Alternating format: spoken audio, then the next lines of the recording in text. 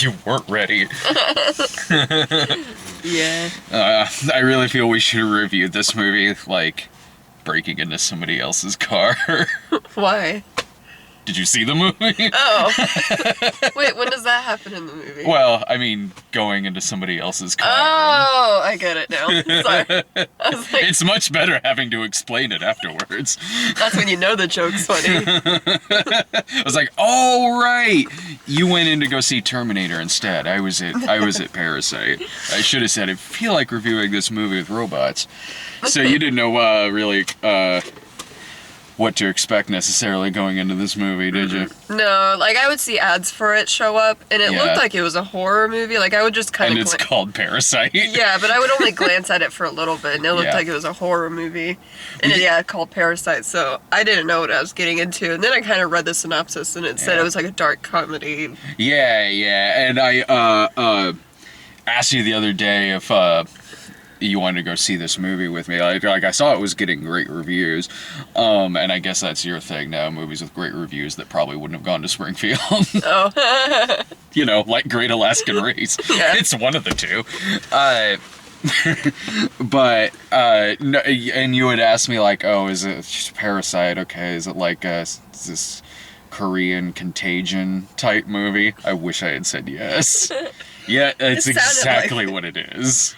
So we should go see it. It is a remake of the early 80s 3D horror film Parasite with Demi Moore. It goes in a wildly different direction. They took out the 3D, which was kind of a bummer. You and your movie references. Well, you see, there used to be this 3D movie called Parasite.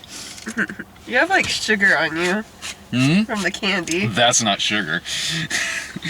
That's just a little leftover from last night when I had to stay awake through all three movies, with the third one being Motherless Brooklyn. I was glad we didn't do this last night at like 10 o'clock. Oh, yeah.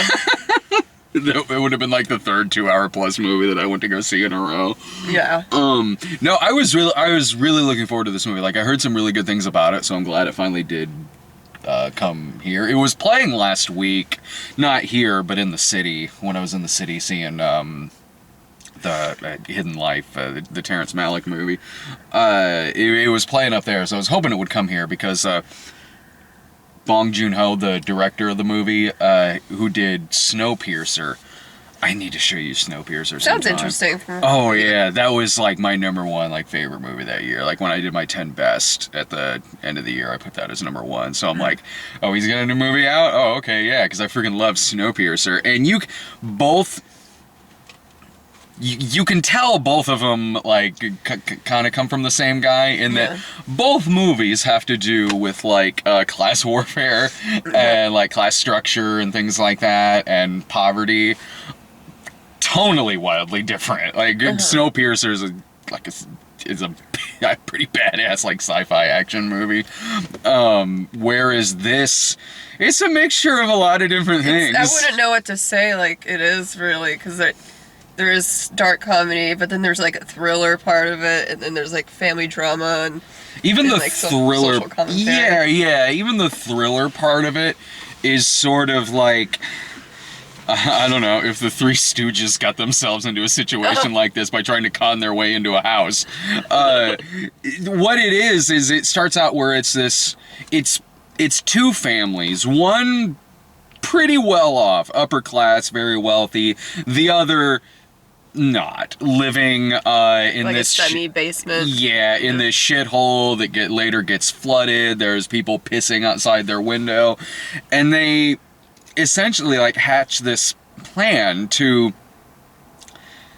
kind of infiltrate themselves into this other upper class family by way of the son becoming the girl's tutor, the dad becoming their driver, the mom becoming the maid. By getting other people fired.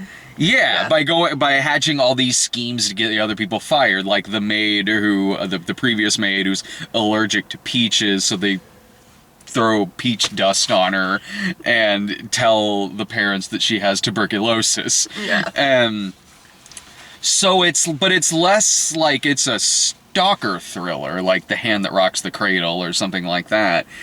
and more it's just kind of this family wanting a taste of this particular life. Oh, totally. And less that, like, they're gonna murder them in their sleep or something like that, or like it's a revenge plot line. No, not really.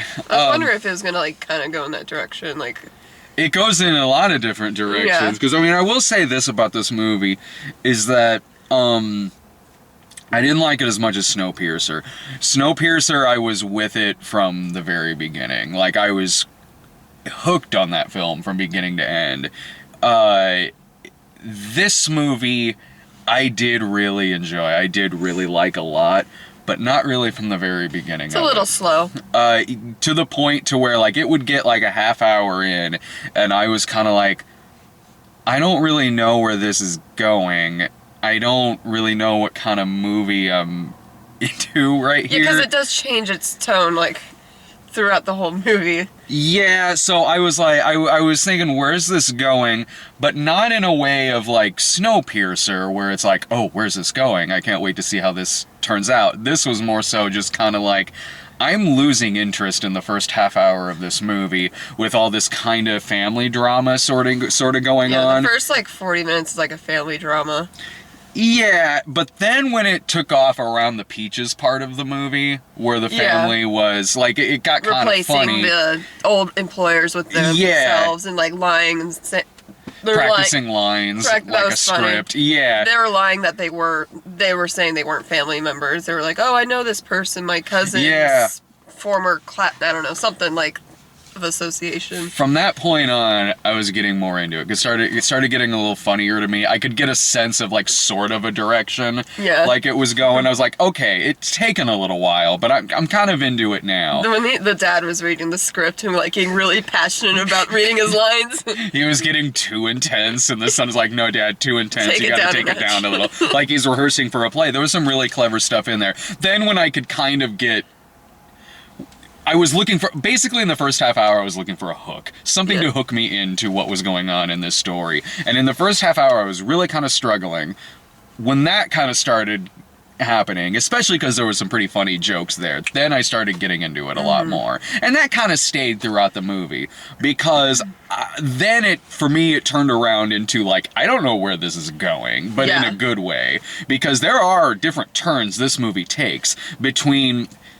I don't want to spoil anything about this movie, but but once it gets kind of to the thriller part, I was like, where is this going? I was too. I was like, is this going to turn into, like, a thriller, like a way better version of Knock Knock or something like that? And there were parts of it where I could kind of see, like, I'll bet you this is going to lead here, because they kind of set some stuff up between the two dads, and that sort of did go in the direction that I did. But it is a movie where you'll be laughing one minute, and then it's kind of like... suspenseful. Like a lot of anxiety-inducing moments. Yeah, it'll get fairly intense in some parts, and I thought it balanced it out well, because it would, like, give you this false sense of security with some slapstick, and then something really kind of bloody would happen, which would sort of make it more shocking. I didn't know how bloody or gory it was gonna get, but then something will happen out of nowhere, which, you're right, it makes it more shocking when you have this false sense of security, in the beginning. But, and also from the, when I was looking at the ad for it, like, it looked very much like a horror movie, so I was like, is this gonna get, like, really, really gory out of nowhere? It doesn't get that gory, but it does have moments. No, Snowpiercer was way gorier than this, but I mean, they're both different kinds of movies. Yeah. This one, when it does go that direction where it's showing some blood, I mean, it does kind of go for it in some parts, and it does make it more... It's never like, like guts are pouring out or anything like that. Nothing like that. But when violence does occur to some characters in this movie, it's a good payoff. And when, because you throughout the movie, different things are revealed about other people who were working for this particular family. It takes a weird twist. A little bit. Yeah, it does. And, like, all these kind of things come together where it is anxiety inducing, because like simultaneously they have to deal with this stuff going in the house while trying to maintain their cover of their fake identities, and having to like serve this family as well. Yeah. I love this family has no idea about any of this shit going on. Yeah. Like I like that a lot. Like I like little things like the mom having to be slapped awake when she seems to be passed out on a table. Oh yeah.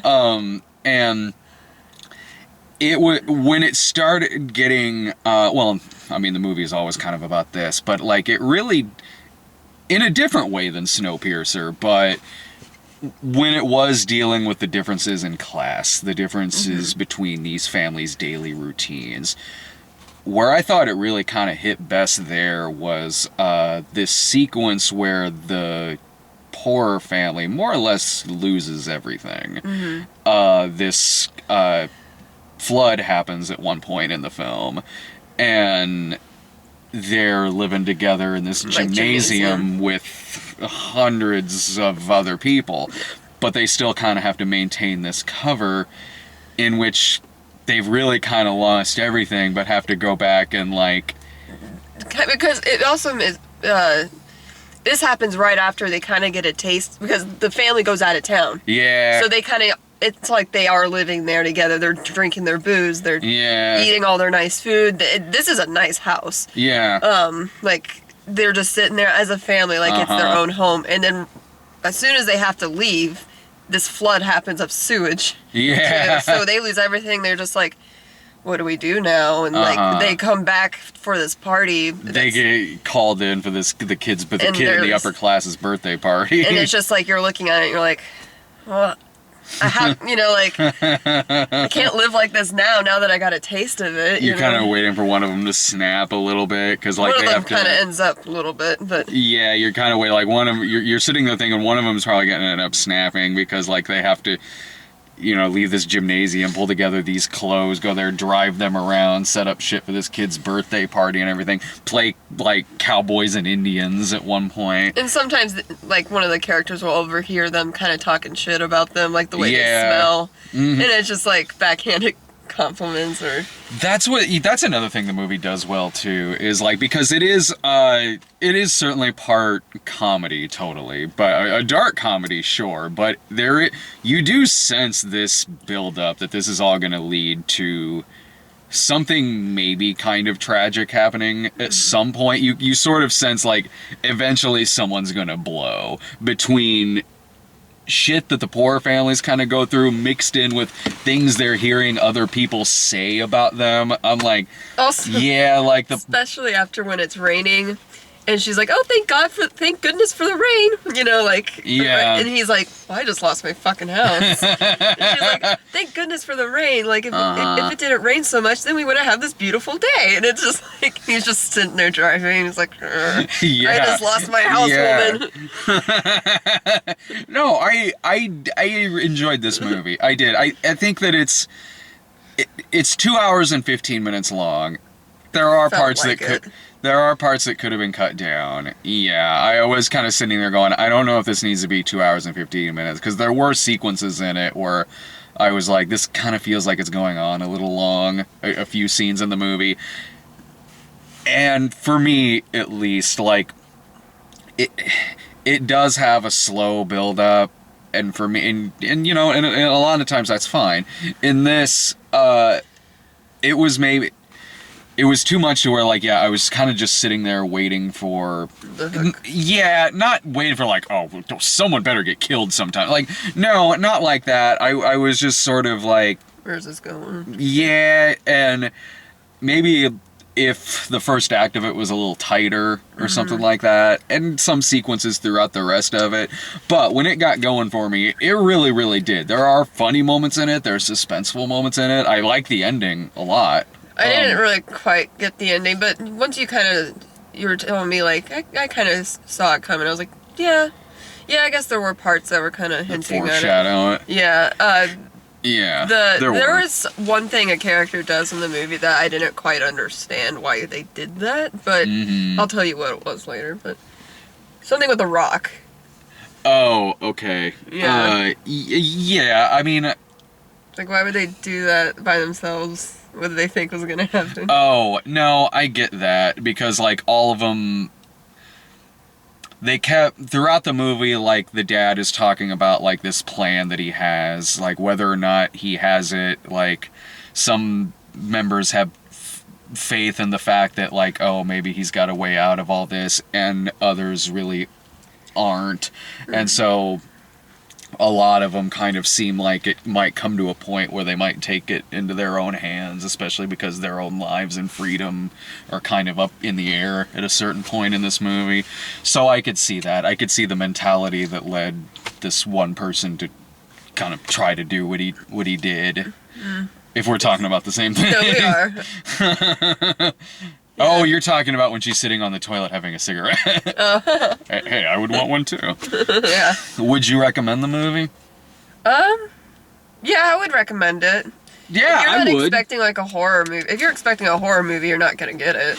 But I mean, the movie doesn't. There are scary and intense parts, but it's not like Parasite. You know, like. No. If you've not seen any trailer or looked up a synopsis of this movie, then yeah, you might accidentally go into a movie called Parasite thinking it's gonna be, about some virus. If you've seen the trailer or have read the synopsis, this isn't gonna be like Outbreak or something like that, or like, some kind of horror film.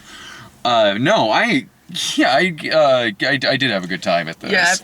Yeah, I did too. It was a little long, but it was a good, like, it'd be a good matinee screening to go see. I think. It's a good-looking movie. Oh, yeah, it is a well-made movie. And the actors are really good, too. Like, I believe they were a family. I did, same. Yeah. They all work really well together, especially very organic. When they have these, like, kind of group shenanigans-y moments in the film.